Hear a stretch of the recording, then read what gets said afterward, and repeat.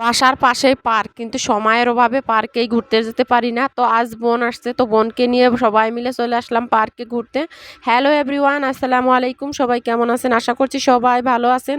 তো কয়দিন ধরে ভাবতেছি যে পার্কে যাব। আসলে প্রতিদিন রেডি হয়ে বসে থাকি, কিন্তু প্রতিদিনই বৃষ্টি আসে, যায় হয় না। তো আজকে একটু আগেও বৃষ্টি হয়েছে, তারপরে গুছিয়ে টুছিয়ে বেরিয়ে পড়ছি যে আজকে যত ঝড় ঝাপটা বৃষ্টি যায় আসুক, আজকে পার্কে ঘুরতেই যাব। আর আরাবিয়া তো একদম সেজে গুজে রেডি, সবার আগে আগে মানে চলে যাচ্ছে আরাবিয়া। এই তো আমরা রাস্তায় চলে আসি, এখান থেকে একটা অটো নিয়ে নিলাম। আর আরাবিয়া তো অটোয় উঠেই লাস্তি খাওয়া শুরু করে দিয়েছে, মানে তার যাওয়ার আগেই খাওয়া শুরু হয়ে যায়। এই তো আমরা প্রায় মানে সেই পার্কের কাছেই চলে আসছি। তো এই তো নেমে গেলাম অটো থেকে। আর এটা হচ্ছে মাগুরা পুলিশ লাইন অবস্থিত শিশু ও রংধনু পার্ক। তো পার্কের ভিতরেই তো আমরা ঢুকবো, কিন্তু এখান থেকে টিকিট কাটা লাগবে। তো এখানে টিকিট কাটার জন্য নেমে পড়লাম। তো এখানে টিকিট আগে 20 টাকা মূল্য ছিল, এখন হচ্ছে 30 টাকা করে মূল্য হয়েছে। তো 5টা টিকিট এখান থেকে কেটে নিলাম।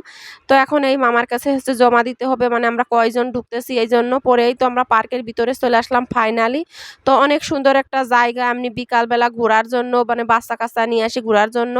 আর চারিদিকে সবুজ শ্যামল ফুল গাছ দিয়ে ভরপুর, অনেক সুন্দর একটা জায়গা। আমি তো আসি এই তো ফুল গাছ দেখেই বলতেছি ওয়াও অনেক সুন্দর ফুল গাছ। তারপরে এখানে দেখি একটা ঝর্ণা, মানে ঝর্ণাটা এখন আপাতত বন্ধ রয়েছে, তারপরেও আমি এখানে বসে একটু ভিডিও করে নিচ্ছিলাম। তো অনেক সুন্দর একটা জায়গা। আর এই ডান পাশে আছে মানে রংধনু রেস্টুরেন্ট। তো আমি এই তো ভিতরে যাচ্ছি, তো ভিতরের লুকটা আপনাদের সাথে শেয়ার করি। তো অনেক সুন্দর একটা জায়গা, চারিপাশে ছোট ছোট ঘরও আছে। আর আরাবিয়া তো এই তো এসেই ভাগ মানে সিংহ মামার কাঁধে উঠে বসছে। তো ও তো অনেক ভয় পাচ্ছিল, আমি ওকে ধরে রাখছিলাম।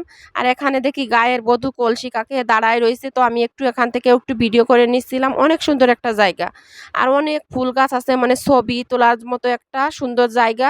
অনেক ছবি তোলা যায় এখানে। তারপরে অনেক কিছুই আছে, দোলনাও আছে। আরাবিয়া তো এসেই দোলনায় উঠে পড়ছে। আর এই তো আমি ভিতরের দিকে যাই, এই তো 3টে বকমা দাঁড়িয়ে রয়েছে। পরে এই তো আপনাদের এইদিকে দেখায়, দেখেন অনেক লোকজনই আসছে বিকালবেলা, মানে বাচ্চা কাচ্চা নিয়ে ঘুরতে। আর এইদিকে দেখি একটা হচ্ছে সেতু আছে, বাঁশ দিয়ে কাঠ দিয়ে তৈরি করা সেতুটা। তো আমি আর আরাবিয়া তো সেতুর উপরে হাঁটতেছিলাম, নিচে কিন্তু পুকুরের উপরে আর কি সেতু। তো অনেকেই উঠতেছিল আসলে ভিডিও করার জন্য।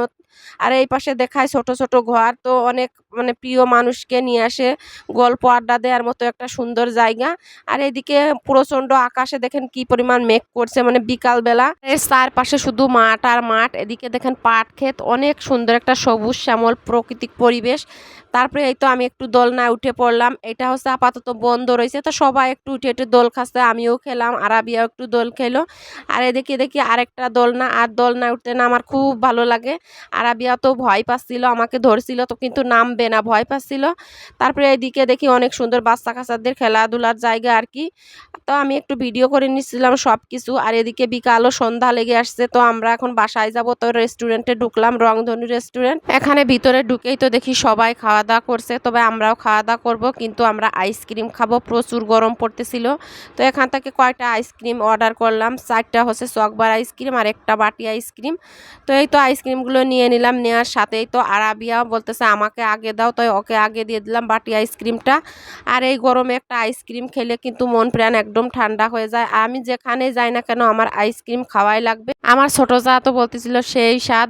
পরে এই তো খাওয়া দাওয়া করে তারপরে দেখি যে আরাবি একটা ফুল ছিঁড়ছে, তো ফুলটা আমি মাথায় দিছিলাম। আর আমাকে ফুল মাথায় দিয়ে কেমন লাগছে অবশ্যই কমেন্ট করে জানাবেন। এদিকে সন্ধ্যাও লেগে আসছে, বাসায় চলে যেতে হবে। তো এখন আমরা রেস্টুরেন্ট থেকে বের হয়ে গেলাম। তো এখানে কিন্তু অনেক সুন্দর একটা জায়গা, আসলে ঘোরার মতো, অনেকক্ষণ সময় নিয়ে ঘোরা যায়।